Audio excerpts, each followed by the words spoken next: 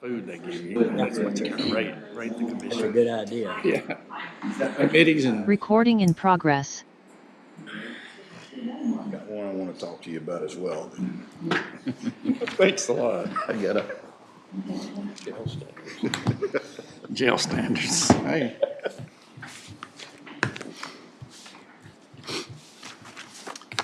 Good morning, everyone. Let's call court to order. Today is Tuesday, March the 4th, 2025. It's 9 a.m. Proof of posting, please. The agenda was posted on Thursday, February 27, 2025 at 4:36 p.m. and a supplemental agenda was posted on Friday, February 28, 2025 at 1:50 p.m. Thank you. Okay, let's stand briefly for a moment of silence, and we'll have Veteran Service Officer Steve Hernandez lead us in the pledge.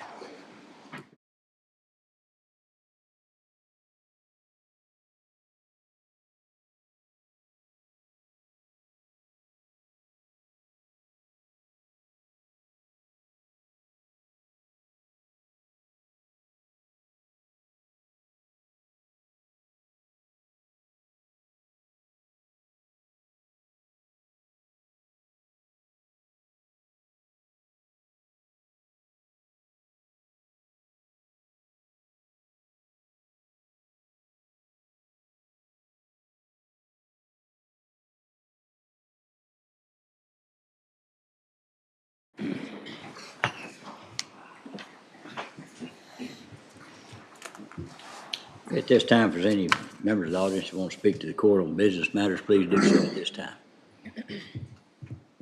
All right, seeing none, I'd like to go to proclamations regarding the dedicated of last weekend in April 2025 as Biker Against Child Abuse Heroes Day. Call on Commissioner Smith. I think we're going to ask if that be deferred at this time. Okay. All right, there's a motion to defer. second. Motion made and second. Any other discussion? No other discussion. All in favor say aye. Aye. Opposed? Pass. All right, under item D2, I think, Dustin, you have a proclamation. Yes, sir. So, Judge, this is just a resolution approving the appointment to the Board of Directors for the Heart of Texas Housing Finance Corporation. And back in 2023, we had received notice that their board president was stepping down, and our Commissioners Court had nominated Commissioner Perry to the Board of Directors, and then it has to go to all those participating counties. We finally have word back from all those counties that they have approved Commissioner Perry's appointment to the board, and per the bylaws, we just need to have this resolution that needs to be formally submitted for that appointment. So that's Okay. what's before you today. Thank you. All right, that resolution's in your package. If there's not any questions, is there a motion to approve that resolution? So move. Second. Motion made and second. Any other discussion? No other discussion. All in favor say aye. Aye. Opposed? Pass. All right, D3, this is a motion, ratification for a proclamation that Mr. Jones, Commissioner Jones brought in. It's the ratification of the proclamation recognizing and honoring William Ray Raymond Zaharniak.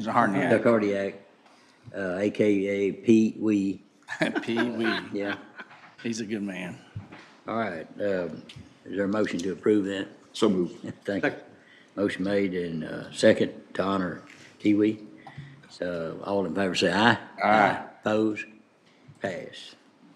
All right, under D4 is proclamation honoring Mr. Marco Cunningham. Call on Commissioner Wilson. Thank you. Marco, you want to come up here and just stand in front here for me? I can read this to you, and then we'll get some pictures. It's a proclamation of McLennan County Commissioners Court honoring Mr. Marco Cunningham. Whereas communities exist, strive, and are enhanced through the talents and skills of those citizens dedicated to purposeful persistence, sustained in moral values and ethical standards. And whereas the McLennan County Commissioners Court, mindful of its important positivity of citizenship, believes it's significant of recognizing those individuals who positively affect the community in which they work, live, And whereas Marco Cunningham, a senior at Rappaport Academy Meyer High School, has consistently demonstrated unwaveringly dedication and perseverance, I cannot say that word today, throughout his high school and cross-country career, culminating in a remarkable first-place finish at the UIL Class 2A State Cross-Country Championship and his outstanding performance in the 5,000-meter race, competing in the course in an impressive 16 minutes and 12.7 seconds, exemplifies his endurance, discipline, and relentless pursuit of excellence. And whereas, as a four-time state qualifier and last year's civil medalist, Marco, and I do like that because you kept trying, and that's an awesome commitment for you.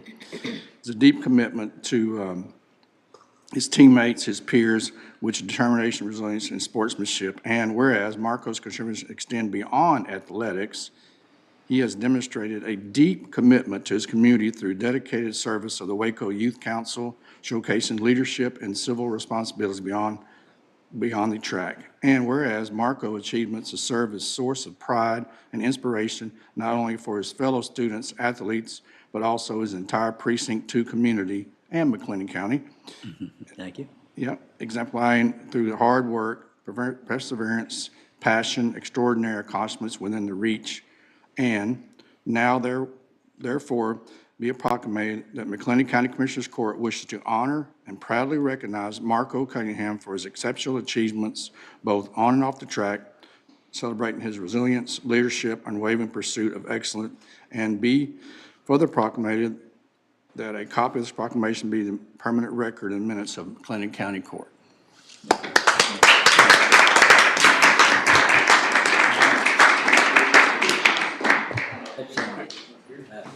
Mr. Wilson hands a award or proclamation over. We'll support it. Betcha. This is, means a lot to me, and you know, Paul Quinn at college was there on Rappaport Academy, and that means a lot to me, McLennan County Precinct 2.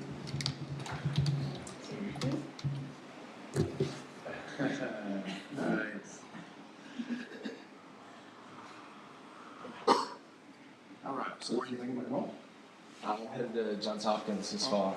Wow, man. congratulations, Appreciate it. fantastic. Yeah, thank you. Best of luck to you. You might be able to work on us then. Time you get out. Wishing you the best of luck. You'll work on me, but hurry. Thank you so much, guys. Pleasure. Real honor. Thank you so much. Appreciate you coming. Congratulations. Congratulations on that.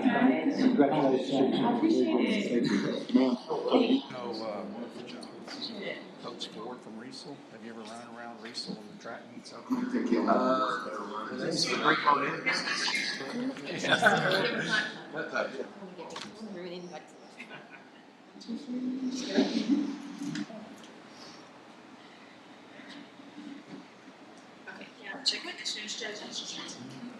We did challenge him to a race, Ben. I told Jed, I'm ready to fight in a relay. I never the relay.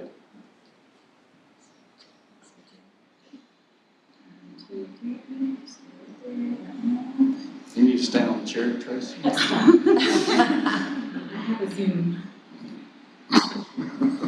Sorry, Tracy. It's okay.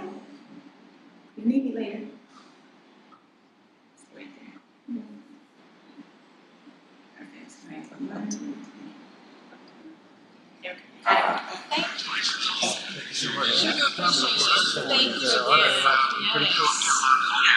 Perfect. Right. Yes, we do. How are you?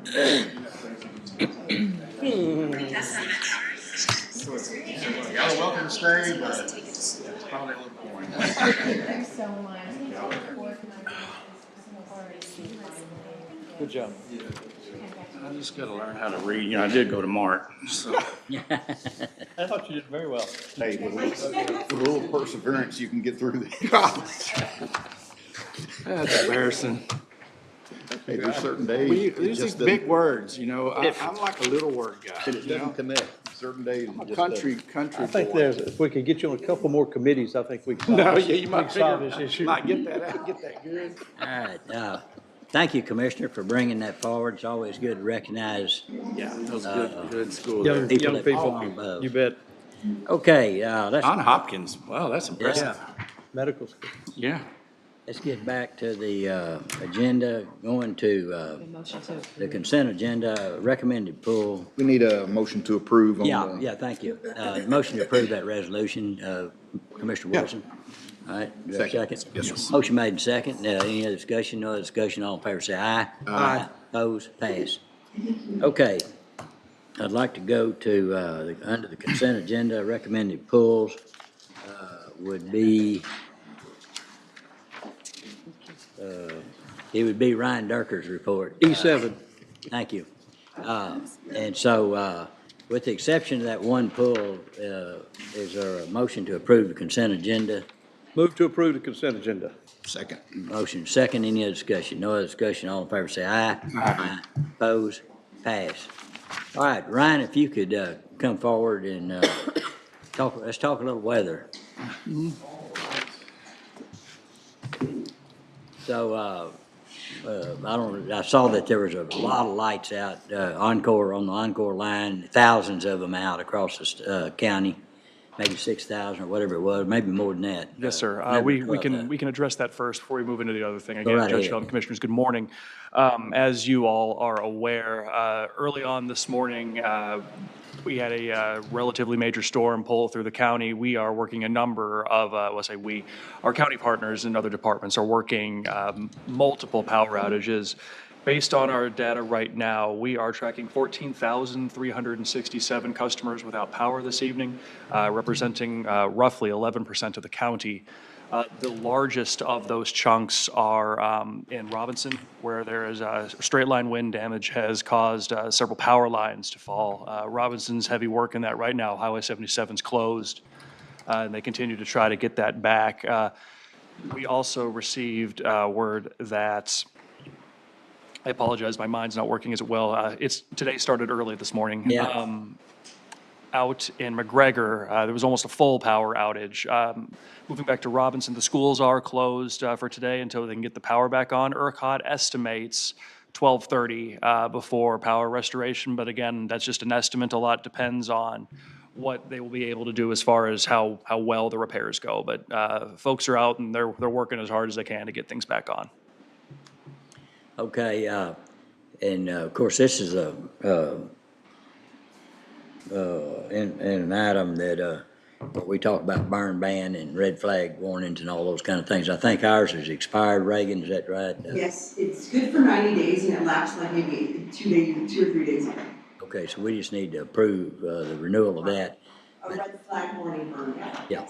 So speaking of that, and Commissioner Smith visited with me a little bit this morning with expected high winds, even though there's moisture and things like that, do we need to take any action or have more?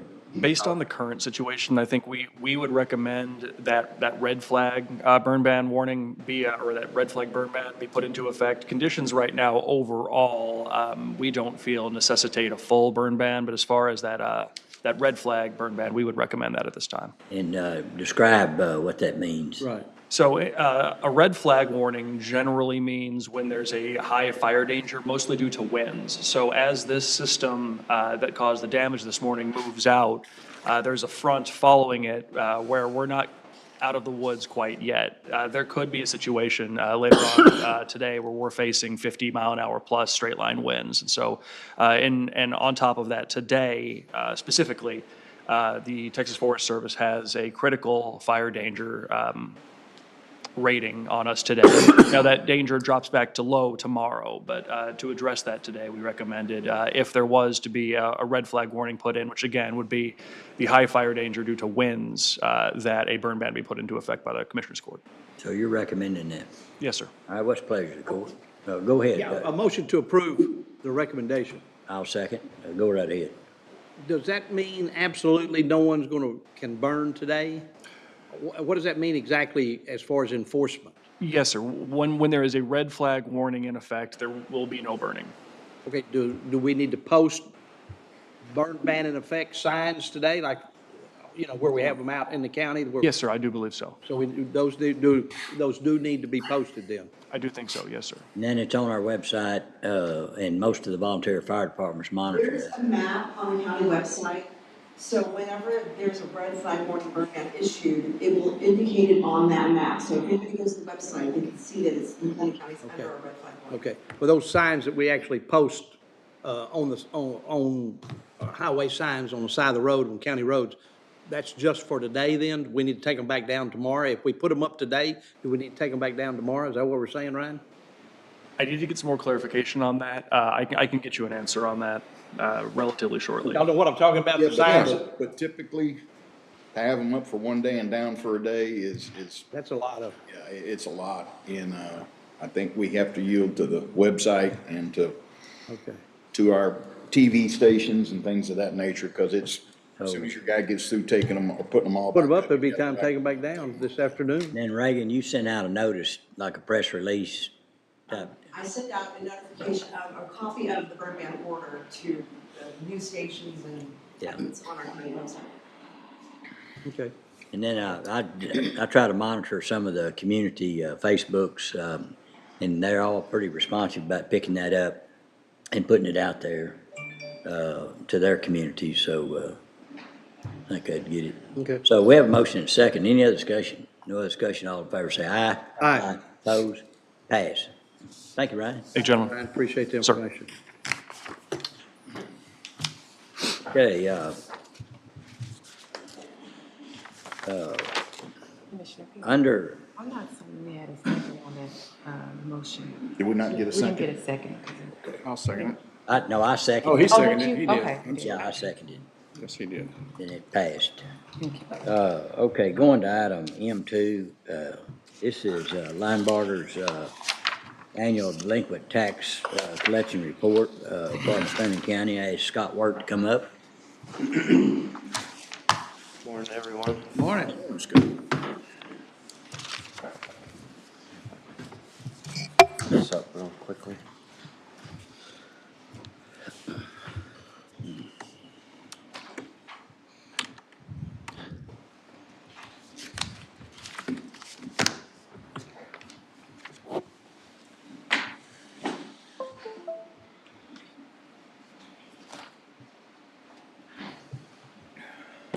It's my pleasure to be here and give y'all a quick update on our delinquent tax collection efforts.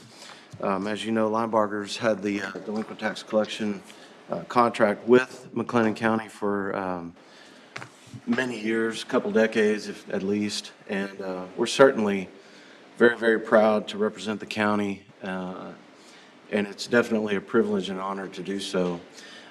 Just briefly want to give a quick overview of our firm. Linebarger is a nationwide national law firm. We have over 49 offices in 39 different states. We can collect government collectibles in all 50 states. Currently, we collect on behalf of over 2,600 government entities. Firm-wide, we have over 120 attorneys and over 1,000 plus employees. A large number of those are in our call center in San Antonio. And overall, we collect more than $1 billion annually on behalf of government entities.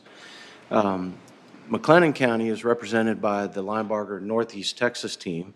You may know a number of those folks here, pictured here. Jim Lambeth is our capital managing partner. Wade Gent is our territory manager. And I am the attorney assigned to the Waco office.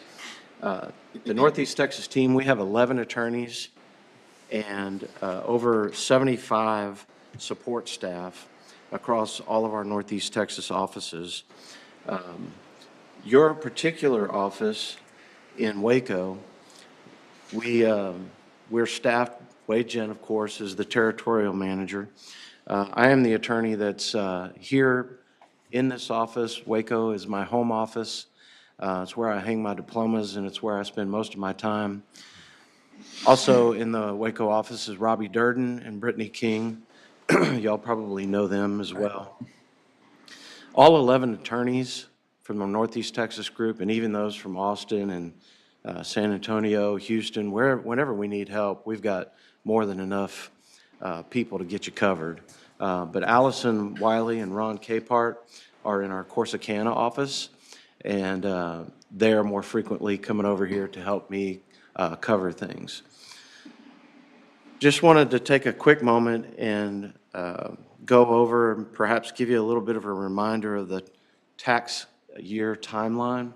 As you know, the tax year begins on January 1st. That's when the taxable value and ownership is established. In between January and July 25th, that's when property owners have an opportunity to contest their values, request a hearing before the Appraisal Review Board. But the appraisal roll is supposed to be certified by July 25th of each year. As you know, with the number of protests that are happening nowadays, though, those protests are going on later than July. So there's oftentimes supplemental rolls or corrected rolls even into September, October sometimes. In August and September, that's when you all and other taxing entities would adopt your budget and the tax rates. And then October 1st, that's when the tax bills go out. Technically, those tax bills are due upon receipt. However, the taxpayers have until January 31st of the following year to pay them on time without penalty and interest. On February 1, though, those taxes, if they're not paid, they go delinquent. And that's when interest begins to accrue. The April 1 is when business personal property taxes are turned over to Linebarger for collection, and it's in April that the attorney fee penalty is attached to business personal property delinquent taxes. But for real property delinquent taxes, those are not turned over to us until July 1. Little quirk in the law about when the attorney fee penalty attaches to a delinquent tax. So between February 1 and July 1, there's an interest that accrues that has to be paid by the taxpayer, delinquent taxpayer, but our attorney fees don't attach until July 1. There's another little quirk with that, however. If there's previous years that are delinquent, then our attorney fees do attach to the current year on February 1, as long as there's delinquent years prior to this one. All year long, we're conducting mailings. We'll talk about that here on the next slide. We're doing address and skip tracing research. We're making contact with taxpayers, not only through the mail, but also with phone calls and personal visits to businesses that are delinquent in their business personal property. Right there where it says negotiate payment, that can be misleading. We don't negotiate the amount of delinquent taxes that are due. We can't do that by statute. What we negotiate is the time frame per payment and the amount that they're going to be paying per month. We're also filing lawsuits year-round and then conducting sales and resales of struck-off properties. So for McLennan County, for the time period of this report, which is July 1, 2020 to February 15th of 2025, we have filed 452 lawsuits and disposed of 261. And on behalf of McLennan County, we've mailed 45,277 letters. We mail 6 times a year to the delinquent taxpayers. And the delinquent taxes collected, that number over there, 8.9 million, that number is a little bit different. That's from January 1, 2020 through December 31st, 2025. So just under $9 million collected in a 5-year period. Scott? Yes, sir. If you subtract the lawsuits disposed from the lawsuits filed, that difference, are those still active lawsuits then? That's a great question. So there may actually be more than that active, because those lawsuits disposed may have been ones disposed, or maybe ones that were filed prior to the date of this report. Okay. So we may have more than that on file. That's a great question. Right at 9 million, that's net to us, right? That's correct. That's correct. Collection That fees. would be the delinquent taxes plus the interest, which is the amount that's owed to the county. Yes. Our attorney fees are not paid out of that number. Our attorney fees are actually, sometimes they're referred to a contingent fee. but it's not actually a contingent fee. A contingent fee would come out of that number. Yeah. Our fees are actually an add-on collection penalty that's paid by the delinquent taxpayer themselves. So our fees would be collected above and beyond that 8.9 million number. Right. Okay. Real quickly, wanted to point out the status of your accounts, and these are all the property types. You can see there the big red number. Those items in red are not collectible, with the caveat that there's a sliver up there on the top for bankruptcy. A portion, at least, in bankruptcy can be collected, and we'll talk about that here in a couple more slides about one delinquent taxpayer in particular. But the big red piece of the pie there, those are delinquent taxpayers who have opted to defer their taxes. And typically what that is someone who's over the age of 65 and has their property designated as their homestead. The legislature wanted them to be able to stay in their home after working for, pretty much their whole life, and felt like they deserved the right to stay in their home without being burdened by property taxes. So the interesting thing about that, though, is those property taxes remain on your roll as delinquent, but they cannot be collected. Until the property's sold. So there's three things that cause that property, the taxes to come current. And one is for the person to pass away, or both people to pass away. Two is to change their homestead designation by moving, or three is the sale of the property.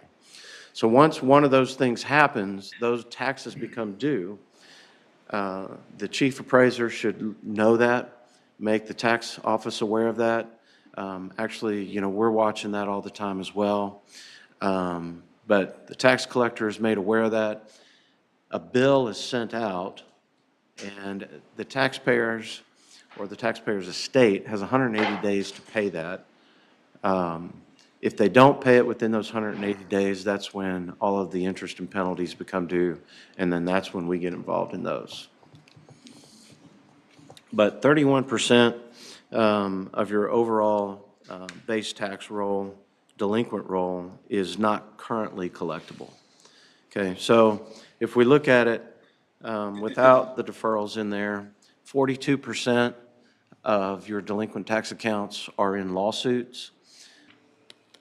18% are in what we call active collections. And actually, you could take that gray piece of the pie above that, which is under $500, 18.14%. Those are in active collections as well. We work the top of your roll, which is the highest owed amounts, but we're also frequently working the bottom of your roll. Sometimes the low-hanging fruit is easiest to collect. But just for information's sake, those that owe $500 or less, unless it's a large number of years, we're typically not going to file suit on those individuals. And the reason for that is those individuals may be struggling to take care of a $500 problem. If we file a lawsuit, then we add court cost and abstract fees on top of that. So we can take a $500 problem and make it a $1,000 problem. And if they owe for a number of years, we're probably going to go ahead and file suit. But we try really, really hard to work with those people on the bottom part of the roll that don't really owe a whole lot of money, through our mailing campaign and through phone calls. And those will clear when the property transfers as well, right? I'm sorry, Judge? I said those will clear when the property trades at some point anyways. Absolutely. Yeah. Yes, sir. But eventually that 500 will move beyond that with interest. Absolutely. Penalty. And when it does, then that's when we file suit. Yes, sir. Yep. About 14%, just under 15%, we have judgments on, and we're moving to collect on those judgments through tax sales or through payment agreements. And then that green sliver up at the top of the pie chart, those are return mails, and those are ones where we had an address that is not, that comes from the appraisal district or from the tax collector's office, and it's not a good address. And so at that point, that's when we rely upon our skip tracing folks and our research address folks, which is very, very robust. As I mentioned earlier, we have offices in 39 different states, and my firm is very, very good at finding people. Once there is a judgment, then as you know, we'll put a piece of property up for sale. Used to be on the courthouse steps. As you guys know, you just recently approved the move to online sales. We are working to make the first online sale happen April 1st. There's some stuff that we may not get done in time, so regardless, we're having a sale on April 1st. It may be on the courthouse steps, but we'll be moving to those online sales very quickly. For this reporting period, over 214 tracts have been posted for sale, and $1.66 million collected. That's not all $1.66 million to the county. That's across all taxing entities dealing with those properties. And so the county would receive its pro rata share of that amount. Finally, your top 20 delinquent accounts, like I said, we collect from the top and the bottom, but these are your top 20 delinquent accounts. A few things I want to point out. Your top delinquent account, Ali Yaqub, in the amount of $57,000, that case is now in judgment status. That property, however, may be difficult to sell. Not sure if you're familiar with this property, but this is an old gas station on Waco Drive. And recently, the buildings have been torn down, but there are underground storage tanks. And so this property is not your typical property that you can put up for sale. So we're going to be working to figure that one out. But chances are that when and if that property is put up for sale, it's most likely going to result in a struck-off situation. And then we're going to be in a resale position. And it's not likely, honestly, that we're going to get the full amount due. Your second most delinquent taxpayer is W.H. Littles and Sons, and that is a funeral home. So that's for business personal property. They're currently in bankruptcy. That case is just about to close, however. And as I mentioned earlier, sometimes we can collect the full amount in a bankruptcy case. This is not one of those cases. Out of all of the years that they're delinquent, coming to $51,000, the bankruptcy trustee is going to be able to come up with about 2 years of those delinquent taxes. So unfortunately, again, that's going to be one that's difficult to collect the full amount.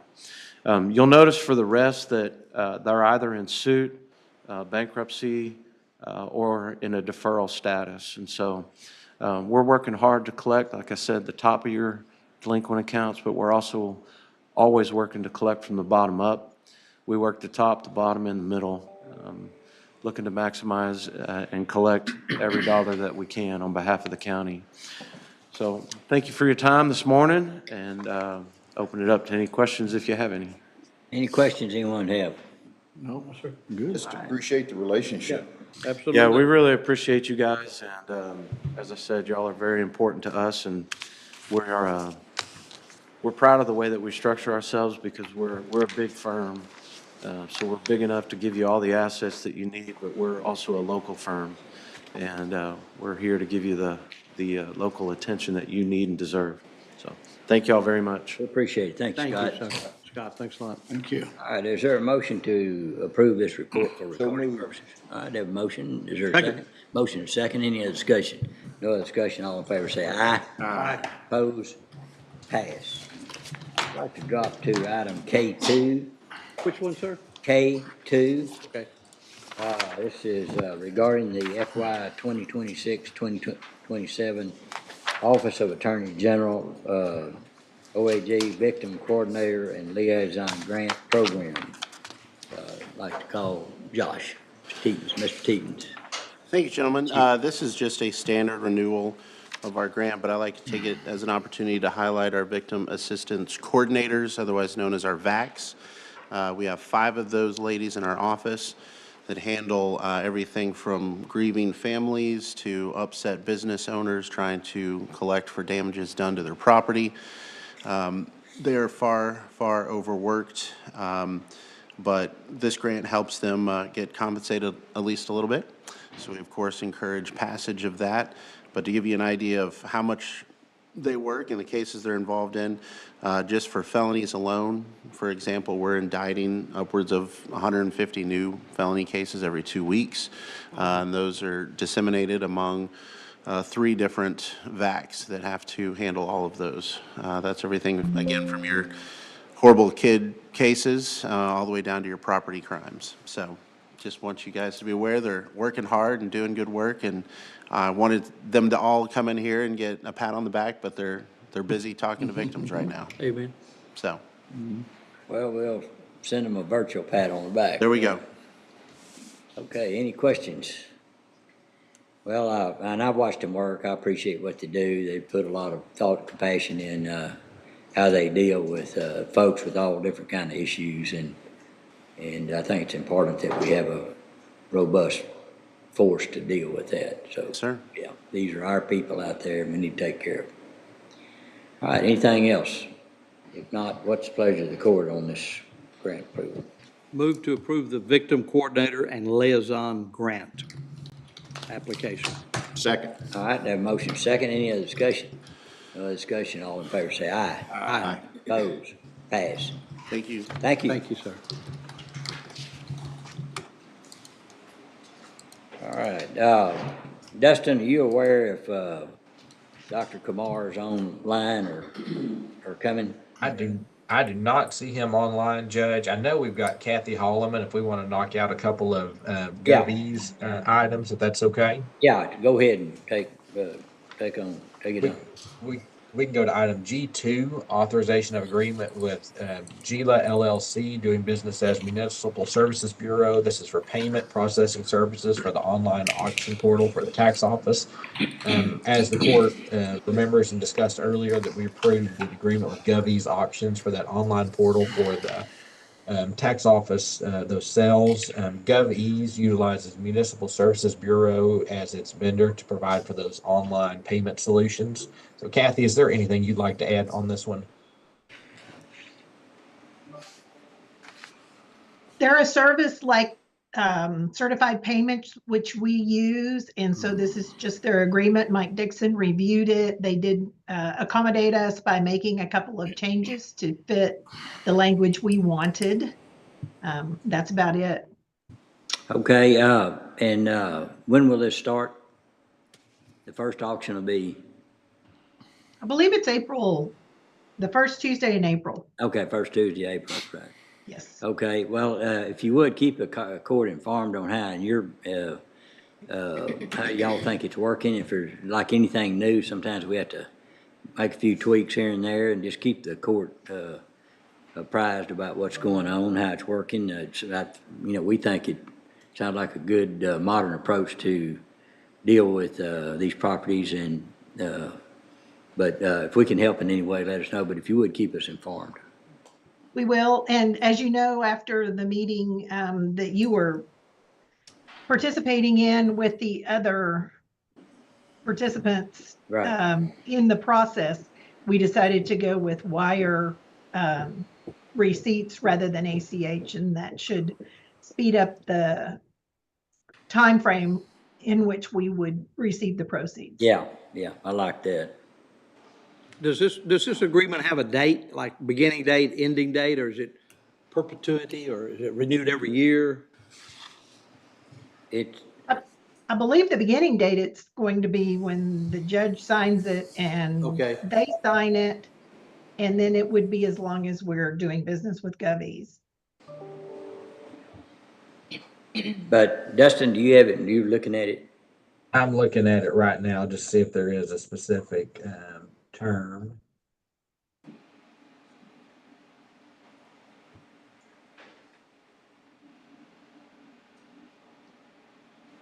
Yeah, there's no other specific termination listed, so it would be as Kathy described. So, Just, in other words, we're utilizing.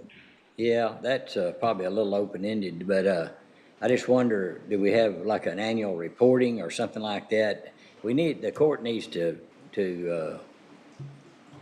know that it's working right and that the vendor actually maybe makes a presentation on an annual basis or something, and we can approve it for recording purposes, or needs to be something coming to the court so we know it's working. I think it was part of our discussion was that we would look at this and make a determination whether we wanted to continue with it if it was Right. working like we wanted it to, like the tax office wants it to.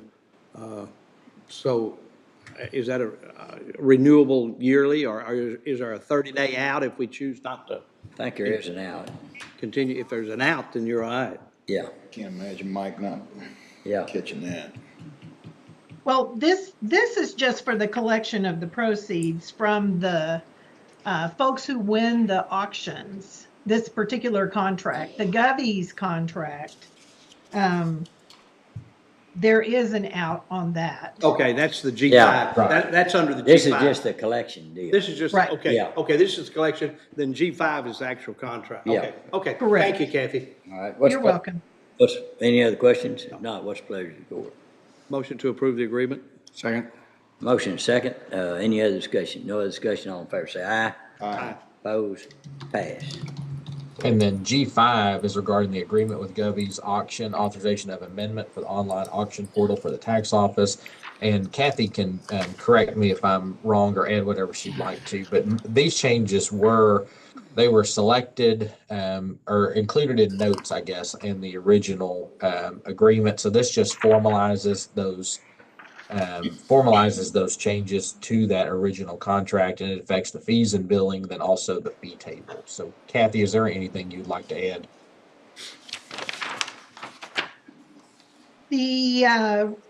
There was a mistake in the original one saying that the payment would be made to the collection attorneys rather than the treasurer's office, and so that's a correction that's being made. Mm-hmm. And then in the original contract, which mirrored what they do in Denton County Sheriff's Office, the fee was going to include fees for properties advertised by GovEase, but then pulled and not actually auctioned.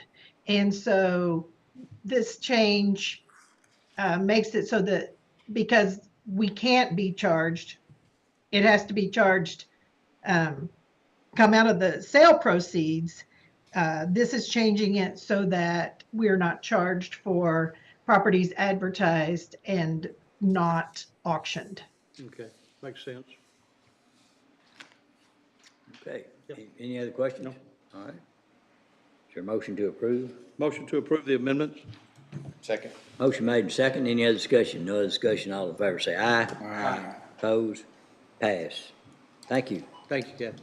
Thank you. All right, Judge, you want me to move back up to the top of the agenda? Yes, unless you heard from Dr. Kumar. No, sir, and I do not see him online either. Do you want to go ahead and do that item? Yeah, let's do it. It's our annual renewal, so go ahead and go over it. Let me jump down to it real quick. That's I2E. And so this is the Waco Metropolitan Planning Organization authorization of annual contribution dues. They sent their annual contribution request totaling $20,000. These funds are used by the MPO mostly for the local match requirements on federal grants. I believe this is either the second or third year we have done this, so it is recommended for approval. Yeah, I think second, but any questions or comments? Not, what's the pleasure of the court? Motion to approve the contribution request of $20,000 to the MPO? Second. All right, we have a motion second. Any other discussion? No other discussion. All in favor, say aye. Aye. Opposed? Pass. All right, moving up to item F, bids, RFPs, RFQs. F1 is authorization of recommendations. F1A is regarding RFP 25-006, scan in McLennan County archive files. Ken? Yes, on this particular RFP, we received responses from Exela Technologies, Mercurius Inc., Global Solutions Group Inc., and MEI Mail Services. We had a evaluation team of myself, John Carter, Claire McDaniels, and Tim Kubos. We recommend that McLennan County grant the award for the scanning of McLennan County archive files to Exela Technologies. They were the best evaluated proposal with an average score of 97 points. Okay. That's a pretty good difference between that one and the next place. So any questions? Is this who we've used in the past? Yes, sir. Okay. All right. Any questions or comments? If not, is there a motion to approve this So moved. contract? All right, we have a motion. And a second. Any other discussion? No other discussion. All in favor say aye. Aye. Opposed? Pass. F1B is regarding bid 25-004, aggregated surface treatment. Ken? Yes, on this particular bid, we received responses from Texas Materials Group and Green Dream International. But looking back at past bids, realized that we had received a greater number of responses on that. And so we're going to request that the court reject all bids, and then we'll go back out for bid, which actually you've already approved the advertisement to go back out on the aggregates. Okay, any questions? Make a motion to approve the recommendation of our purchasing director, Ken Bass, to reject all bids. Second. All right, I have a motion and second. Any other discussion? No other discussion. All in favor say aye. Aye. Opposed? Pass. F1C is regarding bid 25-005, asphalt emulsions. Ken? In keeping with the new way of doing things on this particular bid, we received responses from Ergon Asphalt Emulsions and P-Squared Emulsion Plants. Looking back over the last few years, these are the main two companies. As a matter of fact, they're the only companies we've used in the last 2 or 3 years on asphalt emulsions.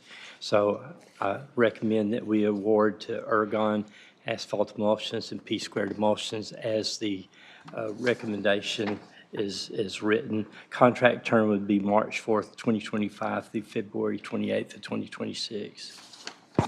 Any questions?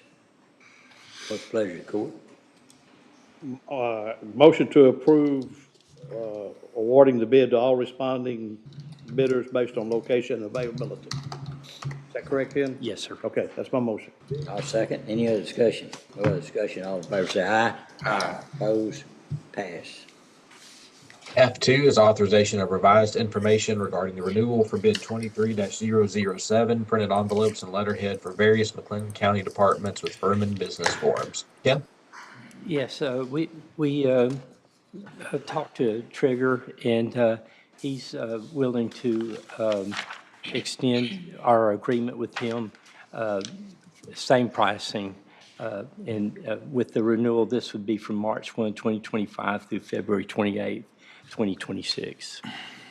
So we're actually clarifying the renewal dates then, because we'd already voted to renew. Is that correct? Yes. Okay, Right, that's correct. okay. Motion, Judge, to approve the clarification of renewal dates with Furman. All right. I'll second. Any questions? If not, all in favor say aye. Aye. Opposed? Pass. Under item G, contracts, interlocal agreements, G1 is authorization of road use agreement with PP Jaguar Solar LLC. And Judge, I believe this probably just needs to be pulled with no action at this time. All right, is there a motion to pull with no action? Yeah, I would pull that with no action. And Judge, we don't need a motion, we can just mark it as such. You're right, thank you. Yeah. Okay. All right. Go ahead. I'm sorry, moving down to item G3, authorization of contract for services with Greater Waco Collective Impact Initiative, doing business as Prosper Waco. If we could defer this again. I'll make a motion, we defer. Second. Have a motion second, any discussion? No other discussion, all in favor say aye. Aye. Opposed? Pass. G4 is authorization of technical support, remote support agreement with BIS Digital. for interview room and observation area at the sheriff's office. Major Ives? This is a support agreement for our interview room. We had this year gone through and upgraded that from the VHS system to a digital system, and this is the support agreement to support those new digital items in that those interview rooms that we have. Okay, any questions? What's the pleasure of the court? Motion to approve. Second. Have a motion second, any other discussion? No other discussion, all in favor say aye. Aye. Opposed, pass. Moving down to item G6, authorization of support and maintenance agreement with Exela Technologies for document imaging software for the sheriff's office. Major Ives? This is our current scanning software for records, HOV services, Exela Technologies, same company. This is going up just slightly. It's a little bit less than $100 per year is the increase on this scanning contract. Okay, any questions? I'll make a motion, we approve. Second. Motion made and second, any discussion? No discussion, all in favor say aye. Aye. Opposed, pass. G7 is authorization of renewal agreement with Core EMR for electronic medical record software and license for McLennan County Jail. Ken, did you want to cover this one? Oh, I can. We contacted Major Ives and Core EMR, and both parties would like to extend this agreement for additional year at the current rate of $1.25 per inmate per month. That we're roughly seeing 1,340 inmates total at both facilities. If approved, the new term will be from 2/22/25 through 2/21/26. Make a Okay, any motion to renew questions? agreement. Who all can access these medical records, or maybe Major Ives would know? Yeah, David. Sure. That's going to be our medical department, and our medical contractor are the people who primarily access that. I can access things to pull like general reports, but all the secure medical records, electronic medical records are just our medical department. So if an individual leaves and then comes back in, you've got the records from the previous time they were incarcerated? Correct. Technically, we have the records from 10 years ago. Yeah. If an individual left and came back, it's very useful to be able to track that electronically, run reports, see over time how that changes and affects our overall, not just the health and care of our inmates, but our budget as well. Okay. So we conform to HIPAA with all this? Correct. Yes, sir. Okay. And we can share it with another, like a hospital or whatever, someone's, if there's any pertinent information in there. Our medical staff pulls those records upon request from an authorized medical entity frequently. That is done frequently for continuity care. Yeah, great, thank you. All right, if there's no other questions, I'll make a motion to approve. Second. Motion been made and second, any other discussion? No other discussion, all in favor say aye. Aye. Opposed, pass. G8 is authorization of Tawakona Creek Watershed Supplemental Watershed Plan Agreement Number 8. Zane? Yes, sir. So this is the Tawakona Creek Dam number 21.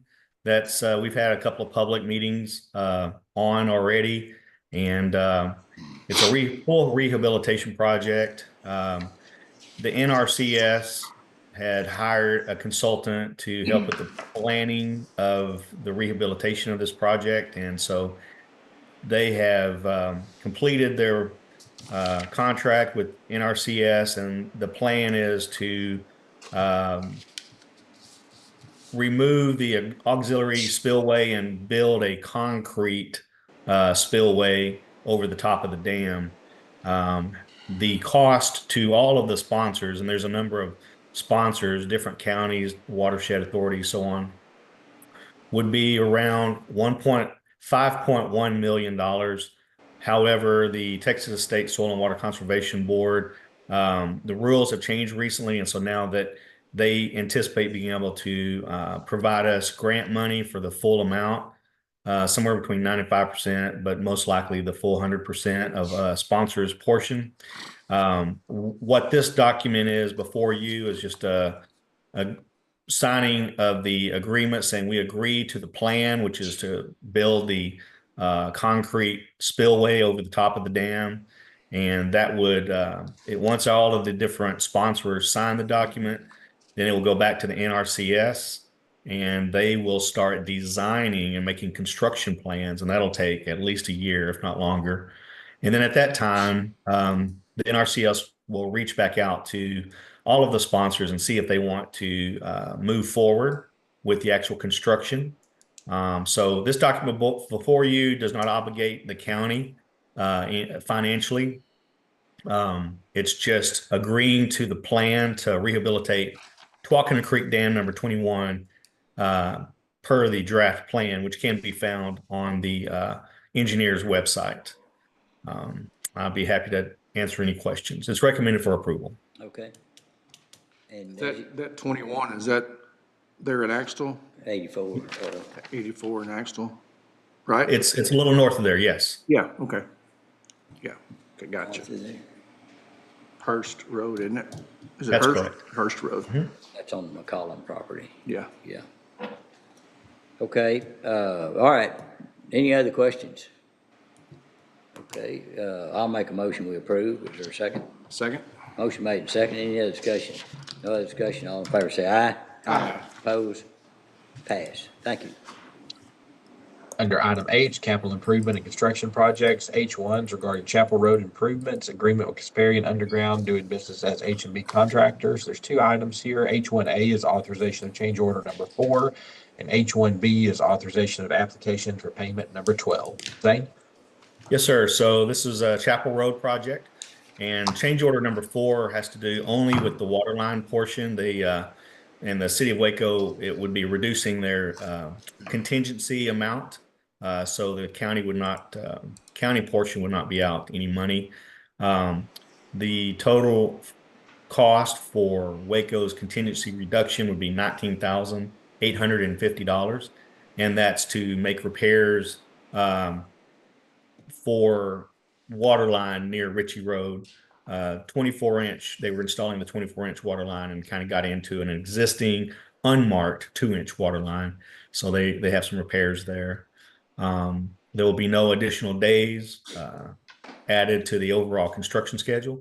And this change order number 4 is recommended for approval. Payment number, item number H1B is just the next monthly payment invoice, if you will, for payment number 12, totaling $1,025,925.95. And that pay application has been reviewed and is recommended for approval. So and approvals for H1A and H1B. All right, any questions? And the project's still on schedule? Yes, sir. Good. And just for those that aren't aware, if the weather holds, it looks like we're 2 weeks away from being able to go back out on towards Ritchie Road. Oh, good. Good. So, and Zane, isn't that correct? Yes, sir. So hopefully that. Yeah. Okay, what's the pleasure of the court on these two? Motion to approve H1A and H1B. All right, is there a second? Second. Motion made and second. Any other discussion? No other discussion. All in favor say aye. Aye. Opposed? Pass. Right, item H2 is regarding the Justice of the Peace Precinct 5 Office Edition, fee proposal from CP&Y doing business as STV. Authorization of professional services invoices. There's 3 invoices here. I'll read those in, then Ken or TJ if y'all want to add anything. H2A is regarding November 2024 invoice totaling $8,466.20. H2B is the December 2024 invoice totaling $8,536.30. And H2C is invoice for January 2025 totaling $225.48. So Ken, anything to add? No, sir. Okay, any questions? What's the pleasure of the court? Move to approve H2A, H2B, and H2C. All right, I'll second. Any other discussion? No other discussion. All in favor say aye. Aye. Opposed? Pass. Right, under item I, budget amendments, I1's the FY24 budget. I know there's nothing for court this week, so moving on to I2 regarding the FY25 budget. Francis? Thank you. So starting with I2A, this is a certification of revenue and related budget amendment for a donation that was received from Signery Cybersecurity. The intent of it was to support a cyber challenge coin initiative with the IT office. And so this is a certification of that revenue in the amount of $2,650, and then setting up a related budget if you approve of that to supplies within a special fund that will hold those donated amount. I-2B, this is Fund 141, the Justice Court Support Fund. So this is a special revenue fund to be utilized for cost related to the JP offices. And so this is just a request to utilize funds within that special revenue fund for JP2, specifically to replace a printer within that office. I-2C, this is Fund 421, our 2021 bond proceeds. This is a budget amendment to cover the cost related to the downtown jail conversion project, additional cost for fiber line work to be done by Solid IT Networks, as well as A&A Technology Group. And then I-2D, this is multiple permanent improvement funds, but this is to cover the GMP1 for the downtown jail conversion project. So this sets up the budget for that first phase. And if you'll look through those lines, we are utilizing Fund 401 for a little over $9 million, and we discussed that this summer during budget workshops. And then we're just moving down through the bonds to use those up in order. So you'll see we're using 2021 and 2022 proceeds. And that concludes the four budget amendments for 2025. Okay, any questions on those? Under I-2C, because I was just kind of curious, are we still using, Ken, we still have a lot of people using fax machines as opposed to scanning stuff in and attaching it, sending it email? Well, fax machines are on analog lines and not, using rest. I call them POTS lines. And so we are. And believe it or not, there are still some companies out there that we communicate with through the fax machines. Purchasing is. Okay. Do we have a listing of all of our fax numbers, and do we have do we know that they're all being utilized? And if not, can we get rid of some of them? We'll have to go through and take a look. I was just curious, because I know there's some that we've eliminated, and myself in our precinct, that we weren't using, so. And we've actually tried to eliminate ours. As a matter of fact, our actual fax machine we had, we added a fax module to our copier. Yeah. And so we have that where we actually don't have an old fax machine anymore. Right. It's just. I'd be curious to know if they're all being utilized, and if not, eliminate, save that monthly cost. So. We were kind of going through that when we were making this right here, Okay. making these changes. Appreciate it. Thank you. Okay, any other questions? If not, is there a motion to approve those items that Francis just reviewed with us? Motion to approve I-2A through I-2D. D, yeah. All right, is there a second? Second. Motion made and second. Any other discussion? No other discussion. All in favor say aye. Aye. Opposed, pass. All right, moving on to item J. Under J1, we can pull this one with no action. We needed to correct the address, and so that's actually on the supplemental agenda. So moving on to item, sorry, Judge, go ahead. Well, I'll just pull with no action. Proceed. And moving on to item K, grant proposals. K1 is our ARPA discussion. K1A is regarding the professional consulting contract addendums with LAN, authorization of professional services invoice. This invoice totals $3,080.91, and it is for their engineering monitoring services through February 14th. It has been reviewed and is recommended for approval. Okay, and just point out, it says John Ray, project manager. It's actually Tom Ray in the script there, but I would make a motion we approve that. Second. Motion made and second. Any other discussion? No other discussion. All in favor say aye. Aye. Opposed? Pass. All right, moving down to item K3 regarding the Office of the Governor, Public Safety Office, Operation Lone Star Grant Program, authorization of submission of FY26 grant application and related grant resolution, disaster declaration documents, memorandums of understanding, or interlocal agreements. I'd like to call on Major Ives. Gentlemen, we're asking to apply for the Operation Lone Star grant opportunity through the state of Texas to help address the financial burden associated with the housing of inmates with immigration detainers in McLennan County. There's a couple steps that Dustin went over right there. I believe you have a short letter in your packet.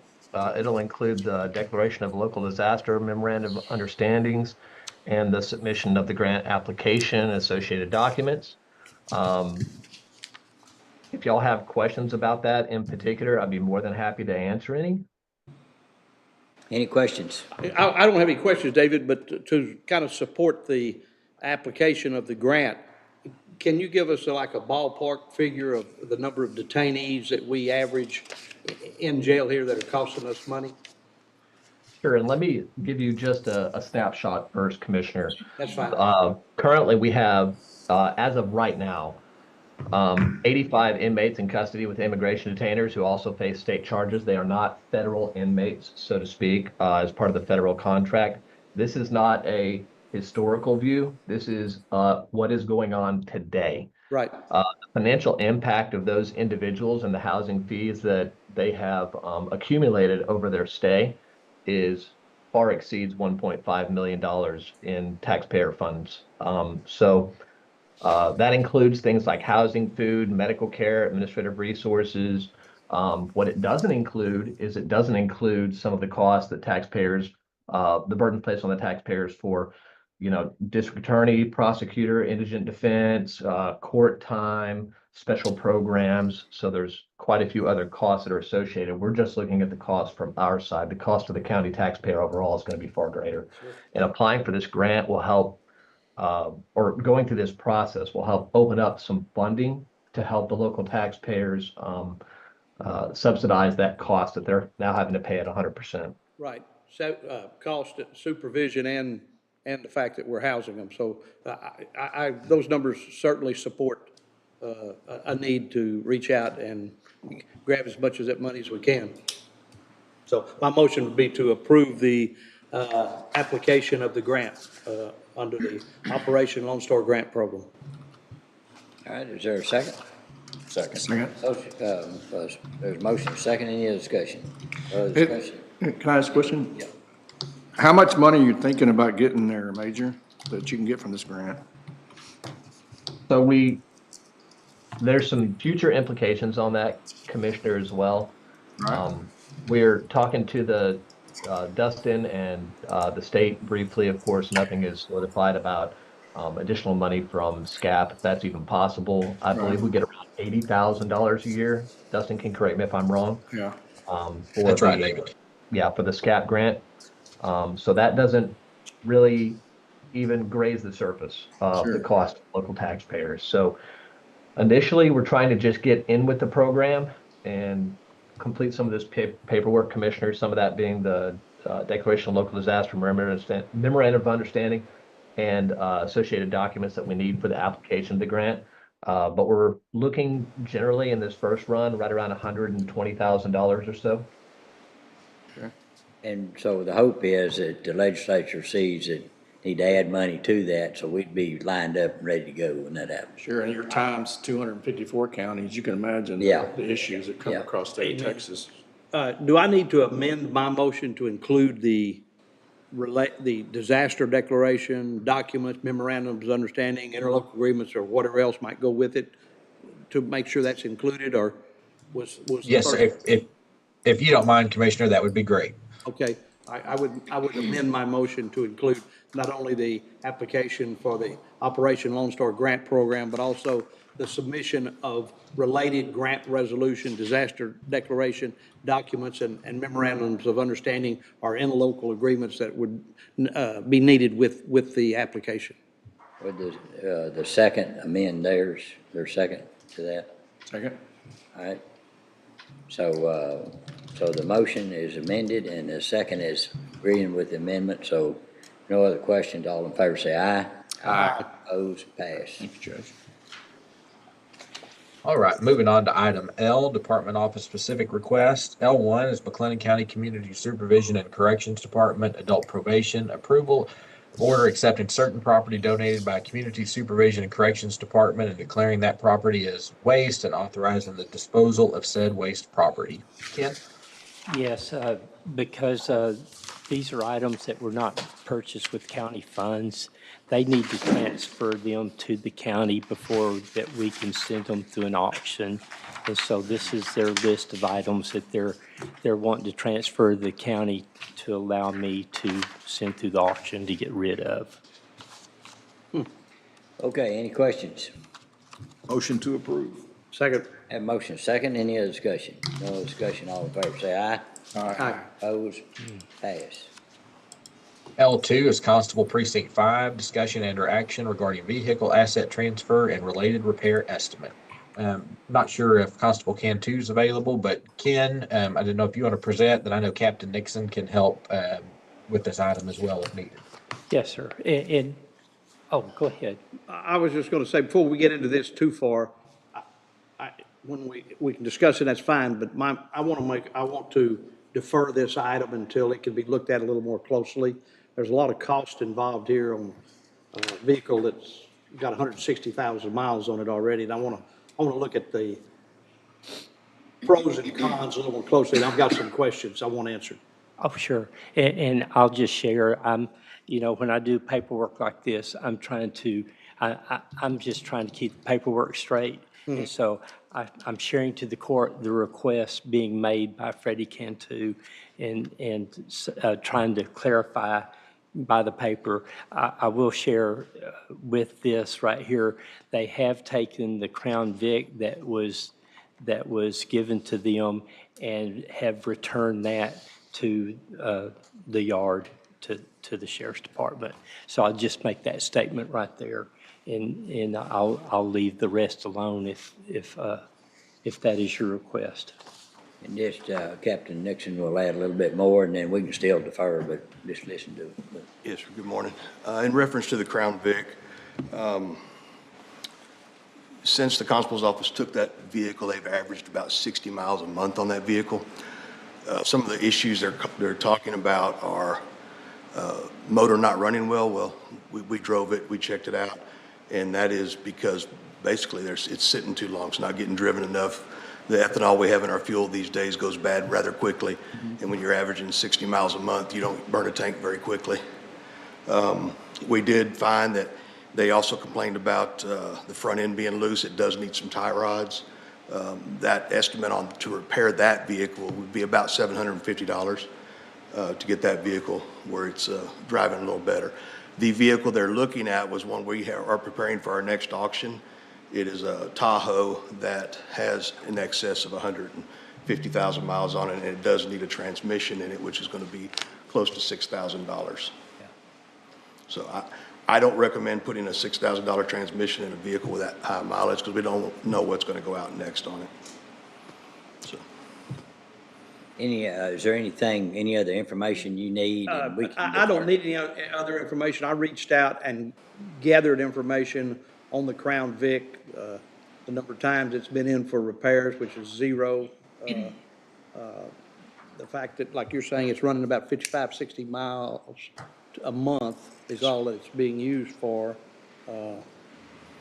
Been less than $200 worth of gas requested for it in 2 years on that Crown Vic. So it's just, it wasn't getting used.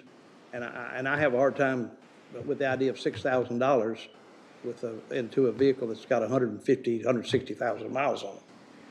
Do we have any kind of pool car that if somebody needed something like this, they could go and get somewhere that, it's been used, on a daily basis off and on? Right. We really don't have a pool car that's countywide. Yeah, and also, does it need certain equipment if it's for law enforcement? It needs a cage or something like that? And honestly, if we could repair the front end on this Crown Vic and they would drive it more, even if that means, daily driving it to lunch or whatever we need. Because I realize they need it to transport people from the JP court to jail when they have that come up. Right. But it just needs to be driven more. Well, I guess my question is, if they've sent it back to you, and obviously the court is still in business and still doing business, so what's being used right now if they don't have? I can't answer that, Commissioner. Okay. Well, they all have vehicles. I mean, every constable. So personal Definitely. vehicles. Does it require a cage? Personal, though, Does it and require a somebody- cage They don't with want a to rid of put, yeah, attachment? they don't want to put the, Like truancies? Do they have to? The units that we provided them do have a cage now. That's an officer safety issue. And that, going back several years ago, Commissioner Perry may recall, but the issue, they were driving personal vehicles and we were reimbursing them for miles and all those. But there were certain reasons that they needed a vehicle that you could, if there was an arrest made or whatever, that it would have the proper safety things put in it, the cage and all that. And they didn't want to put that in their own vehicles. I understand And, that. yeah, and the liability and all that. But it looks like to me, they could also call patrol and get them to pick that individual up. I don't know, I agree with you, we need to discuss it. Another thing that I brought up before is, and, you know, maybe Ken and Francis and Dustin and a couple of people get together and analyze using these high mileage cars for anything. Mm-hmm. And especially if they has to be a dependable, quick response on a law enforcement person, it's different than somebody in my office needs to run down and get the mail or something. And so we can look at a pool vehicle or a very reasonably priced newer car with a warranty and all those things. Now, there again, if you figure 60 miles a month, that, I don't know, that it seems like we keep coming back to the same deal, trying to fix stuff up. It's, I agree. do all constables use their, not all constables use their personal vehicles, do they? No, sir. Yeah. Precinct one's Got a blend. Blend. Yeah, it's a blend. Seems like to me each constable probably need one good unit for this purpose that was driven every day. You know, that, especially like JP5 and some of the smaller constables. I think that's where the issue is in those smaller. Yeah. And it was my understanding in the beginning when we issued the Crown Vic or transferred it to them, that it was going to be for a temporary until they were going to put something in for budget request, but that never happened. Yeah, I know, yeah. Well, you know, you talk about $6,000 to repair a 160,000 mile unit or $700 to repair a unit that we've already got in use and that we can make do with. Just makes more sense to me to go that way. And like the judge is saying, we're pouring a lot of money into high dollar vehicles. That just doesn't make a lot of sense. And moving them over to other departments to where then it comes back to us when they need to be repaired. Yeah, yeah. That's something we need to look at. What was the cost you said to repair the Crown Vic? $750. $750? Yes, sir. I mean, I don't even think this is really a conversation then, because I'd put $750 in it and let them. So put $750 in it and defer this until they come back. Right, to a budget. If they need assistance during that budget process on getting quotes and stuff like that, and, you know, we can help them with that. Okay. We're familiar with that process. I do have a question myself, if I may. I know that all this gasoline that we get that has the alcohol in it, it goes bad, like you say, Very real quickly. fast. But I noticed at the pumps, a lot of pumps now have regular gas without the, Non-ethanol. right. And so I'm just wondering if that's a change that could be made that would It help could that be out. made, I think, on a case-by-case basis. We use that in our small equipment at MOE and around the county. It's higher per gallon. Yes, sir. But in a case-by-case basis, I think that would be a smart thing to do on a vehicle that's not getting driven off. Just something I wanted to point out. I mean, so. Yeah, Point. That's what I use on my lawnmowers. yeah, that's right. Absolutely. Same thing. You know, those two things we visit every year. The other thing is, okay, moving these cars around and then our contracts on copy machines. You know, even though some of them may be under elected officials, we're the ones that pay the bills, or the taxpayer does. And is there a better way to handle all these type things? Is there? The way we're doing it may be the only way to do it. But I think we ought to put a little thought into it. We may ask you to reach out to you for a little help on those kind of things too. So then what needs to happen today? Defer. Defer? And he doesn't need any action from the court to put I mean, that if they wanted to come back and get the Crown Vic and they've got money in their budget for that $700, they could go ahead and do that on their own, couldn't they? Yeah. Okay. My motion be to defer, this request. Second. Well, so defer it or deny it? I guess we deny it now, yeah, deny it now, and then if something comes back up, it's up. I would recommend a motion to deny the request. Deny, okay, so move. And the second. All right, motion made and second. Any other discussion? No other discussion, all in favor say aye. Aye. Opposed? Pass. All right, under item M, additional items, M1, we have on the agenda in case anyone would like to discuss any legislative matters. If not, we can move on to item M3, and I'm going to share my screen. Let me say one thing on legislative matters that I'm working towards. Y'all may recall the court approved a resolution supporting the creation of a Central Texas water line. It's primarily led by McLennan and Bell County.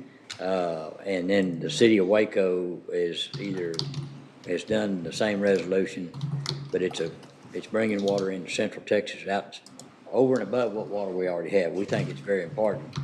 And so what I'm going to start working towards is getting the other communities, and McGregor said they would do it, talk to the other municipalities in the county to get resolutions for those, and then any kind of water district that we send in there, because this thing, it's going to take a while, but yet we need to, I can't think of why anybody would be against it to at least get the legislation to bring the water in here.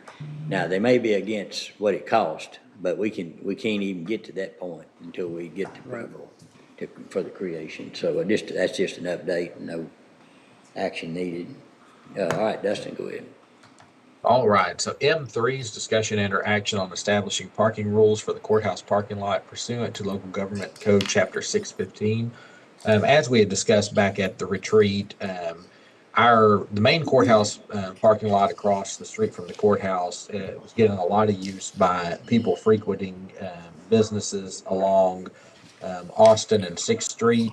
And so the sheriff's office has been helping to enforce that the past few weeks, and it has helped, but we have been discussing actually having courthouse complex parking rules for the area. So we've worked with Mike and with the sheriff's office to come up with these rules. And so essentially you'll see on your screen, these two green parking lots will be designated as our courthouse complex parking lots.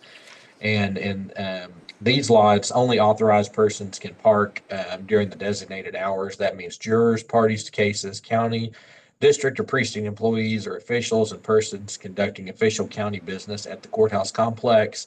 And those designated hours are 7 a.m. to 6 p.m. Monday through Friday, exclusive of county holidays. And just essentially, when this back lot, the old bank parking lot along Austin, became paid parking, we were getting more and more people and forcing jurors to utilize that paid parking or parking elsewhere. So we're just trying to do our best to keep our lots to county business only. So that's what's before you for consideration. It's been reviewed and is recommended for approval. And at this time, we will not tow, but should there continue to be an issue with the parking problem, then the court will be able to consider enacting towing regulations as well.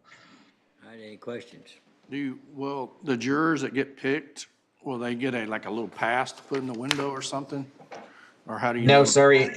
It's still just, essentially, it's just to kind of deter those individuals at the businesses from parking. They're haven't talked about a actual like a pass system or anything, but they're free to park there. But the sheriff's office will be making rounds through the lot, just trying to help minimize those businesses. And we've sent communications to the Liberty Building and then to the co-working space across the street and all the businesses on the block, letting them know that this was coming and that it's going to be enforced as well. And so all that coupled with the sheriff's office, them patrolling has helped the issue somewhat.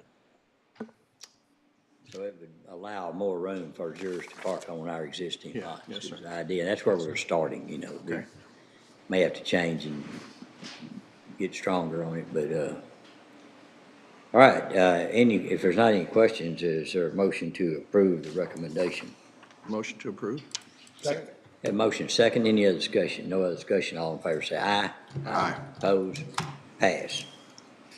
M4 is the order granting exemption from competitive bidding to Cen-Tex Fire and Security for fire alarm systems. Ken? Over the last few years, we've had quite a bit of trouble at the jail on our fire alarm system, having major repairs. And, you know, we've tried to use other entities for that, and it hasn't been working out well. And it's kind of, I've considered this along the same lines as we did an exemption for Synaptic. So just, I'm requesting to the court exempting Cen-Tex Fire and Security from bidding to work on the fire alarm system at the jail is what this amounts to. And that's under section 262.024A11 and section 262.024A2. All right. Any questions? And Ken, you'll monitor costs to determine if their costs are reasonable based on the fact that we're giving them exclusive rights? We will. I'll throw TJ into that mix as well. Motion to approve. Second. We have motion second, any other discussion? No other discussion, all in favor say aye. Aye. Opposed? Pass. M5 is approval of order for sole source designation and granting exemptions from bidding with Arcosa Aggregates for Type L Grade 4 and Type L Grade 5 lightweight aggregate from McLennan County Road and Bridge Departments. Ken? The lightweight aggregate, we've looked.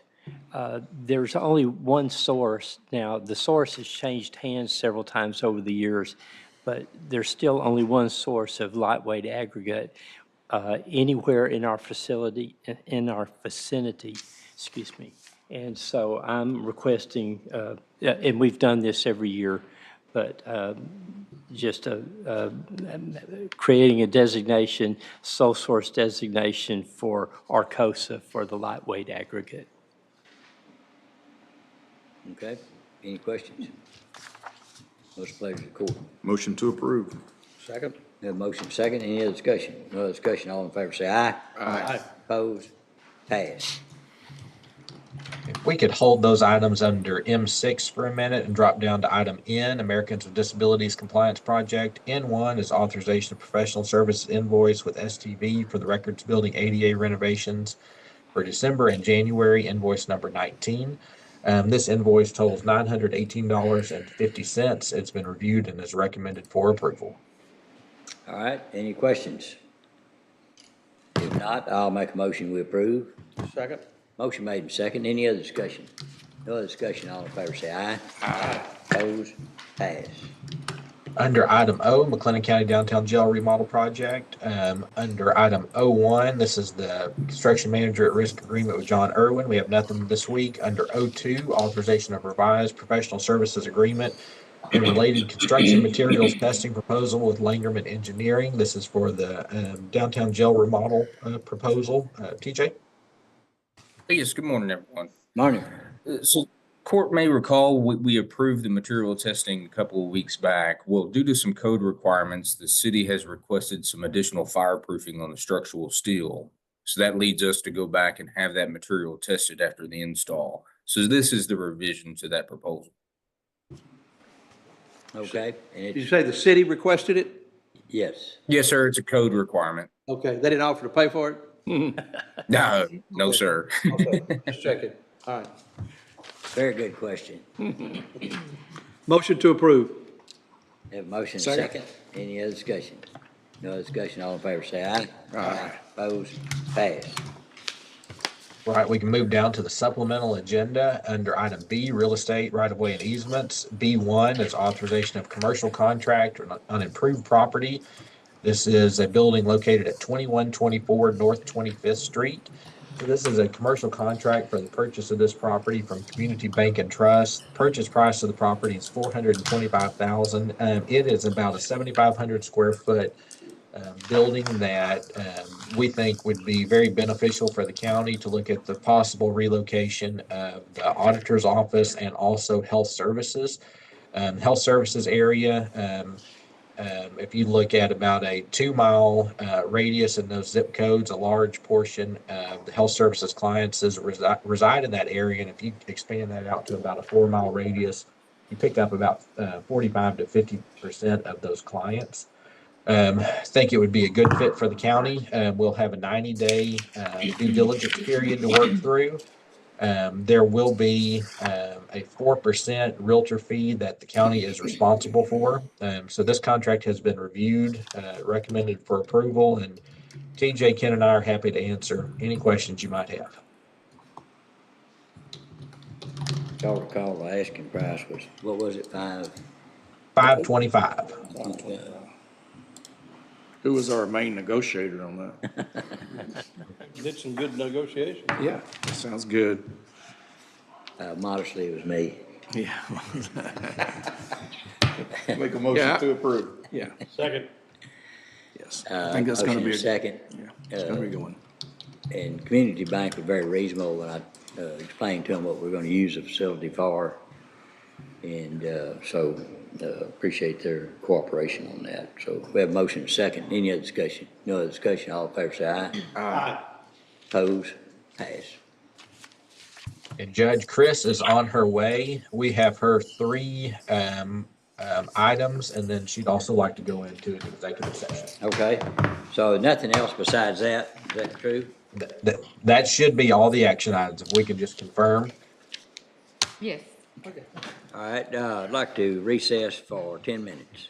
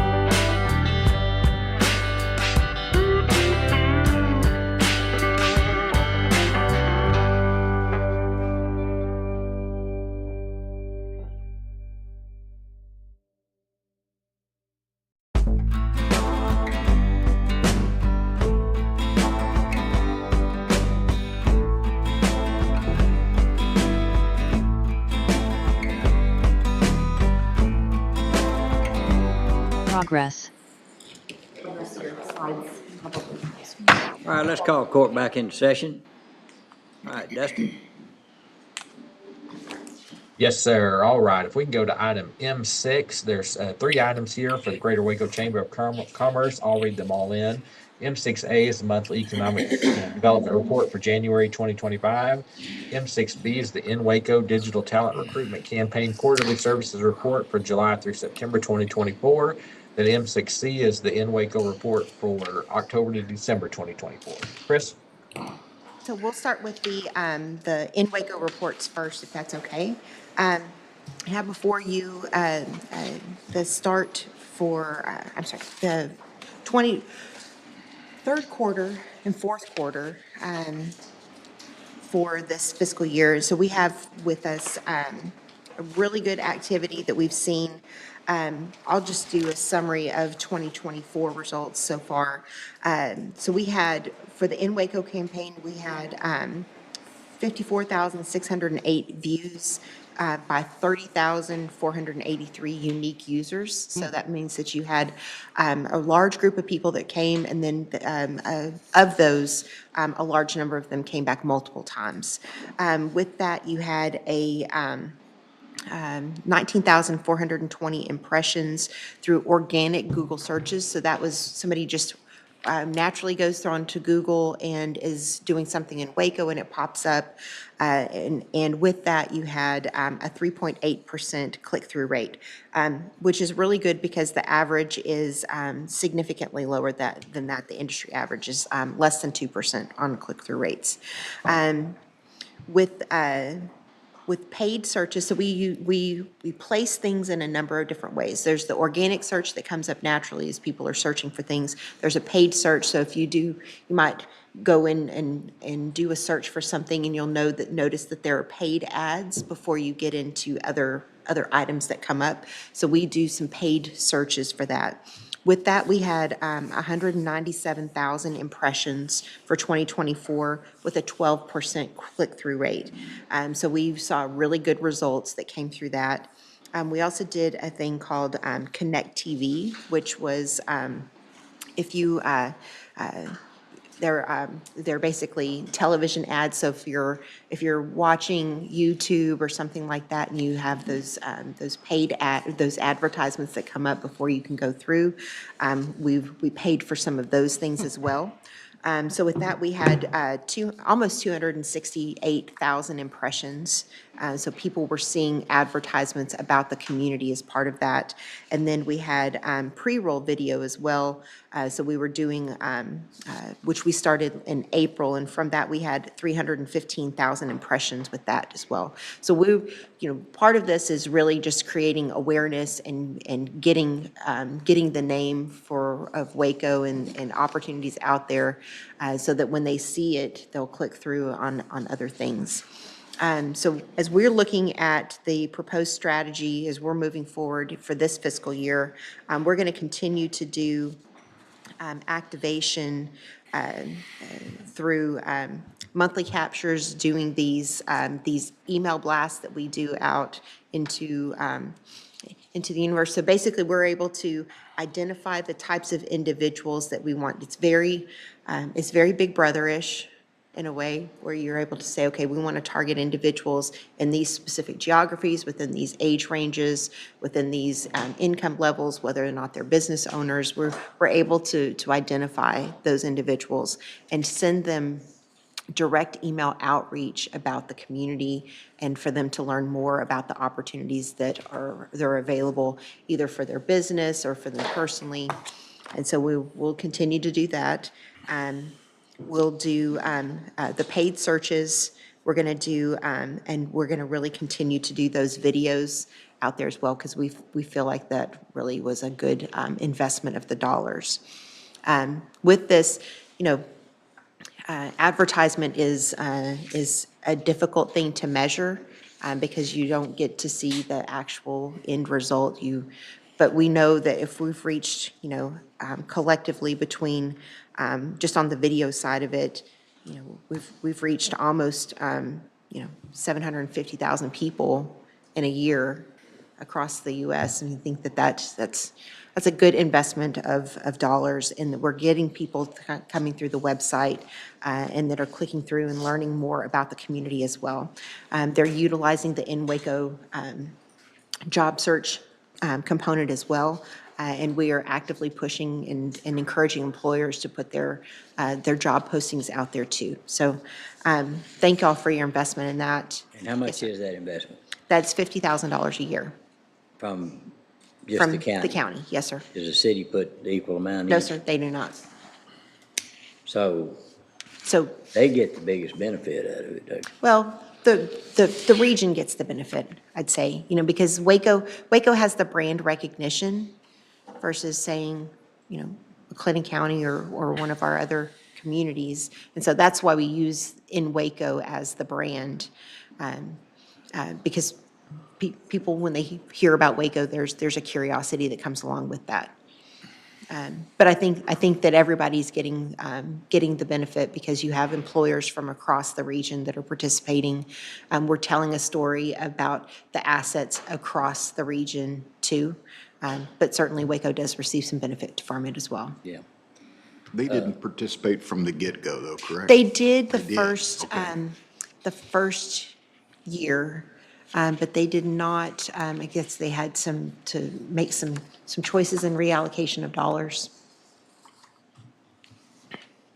Do you get donations from other companies in our area too for this, or? For this, sir, we did initially have some businesses that were participating.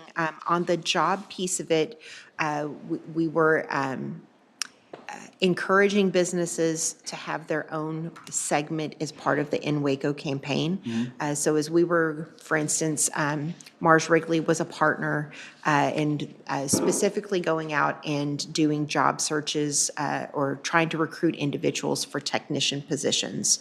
And so as we were advertising for those, there would be a direct connection to Mars Wrigley as part of that.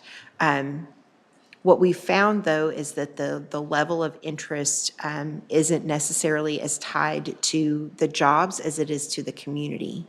And so we've found that we've gotten a higher level of curiosity and interest in the area when we're pushing more of the quality of life piece of it rather than the employment side of it. And so the employers have a different mindset when it comes to that. And so we don't have any corporate participation at this time. Well, advertising and promotion is something that's broadly thought of as something that works. It's just hard to say what kind of return we're getting off 50,000. I'm assuming that we're getting a good return. I mean, but I don't know. I mean, if it. Yes, sir. As I told Matt and you before, that, we're willing to look at some of these programs that y'all think could work and participate in them, but you need to realize that the next good program that comes along the challenge may be, well, we're already doing this. Right. So, yes, sir. Just Yeah. to answer to the taxpayers, as you know. And Yes, sir. And, we've had some conversations about it internally as well, and there's not anyone that, other than the Convention and Visitors Bureau, that is really pushing for tourists to come into the community. There's not anyone locally that is pushing an outward message about this as a place for living and working. Yeah. And so that's where it differentiates from other messages that are going out into the area. So like City of Waco's A City to Believe In campaign, that's an internal local pride building campaign, not something that is an outward facing for the rest of the world to be looking at. And so there's no doubt yeah. the public opinion out there about Waco's changed in McLennan County a lot over the last 20 years or so. To positive, very positive. Absolutely. And so it's probably accumulation of all these things, but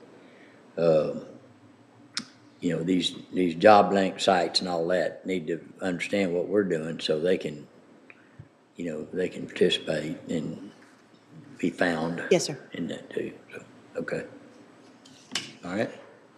And then just to give you our monthly report for the month of January, started out really strong on leads. We had 8 for the month of January that came through. That's 5% of our goal for the year. We sent 5 program proposals out for the month as well. Our on-site attraction visits, 4 for January. You know, the more that we get the boots on the ground, the more likely we are to win somebody over. We've had a really good February as well, and I'll be able to report that back to you shortly. Our business retention program, Lexi had a really strong month with 9 visits for the month. And again, I would just say, you know, if you get an invitation for one of those in your precinct, it's really beneficial because you learn about a business that's in your community, but they also just really appreciate getting to see y'all. They're not always there griping about something. They really appreciate. They take a lot of pride in their companies, and they like being able to share that with y'all too. So I would just say, certainly if you get one of those, or you see a business that you'd like us to think it would be important for us to reach out to, please let us know. Overall, our level of activity is still really strong. It had slowed down at the end of the year, which is pretty typical because people go on into the holidays. It took a little bit of time to get things rolling in the start of January. But January into February, and now with March, we're seeing a lot of activity coming about, and both domestic and international. We will be making, through the generosity of the Waco McLennan County EDC, we have expanded dollars related to economic development. We've been in Mexico last week. Seth did a visit to Mexico City as part of the Team Texas and Select USA in Mexico City. So we're expanding out more internationally. We'll have a delegation of folks going to Germany at the end of the month. And that will be great because we'll be visiting some of our existing businesses that have U.S. operations in Waco. But we'll also be doing some business development work as well. So we have several meetings lined up with companies that have expressed an interest in our market. And so we'll be able to capitalize on the time that we have there. So thank y'all for that investment. We really appreciate it.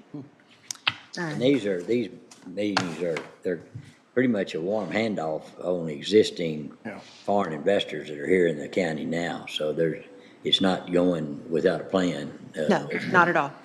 There's a lot of work that goes into putting those trips together.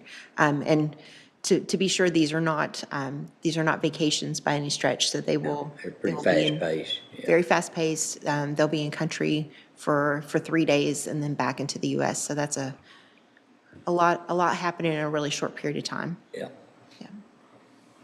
So that I'd be happy to answer any other questions y'all might have about. Any questions? Anyone have? Okay.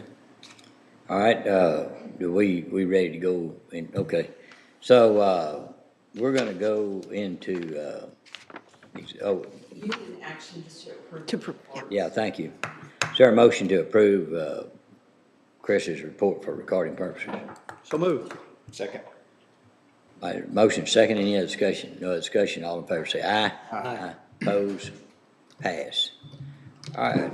I'd like to go into executive session on 551.06. 087, the government code regarding economic development negotiations. And I'd like Dustin Chapman to come down and be in the meeting, and Chris Collins to stay with the commissioners and myself. All right.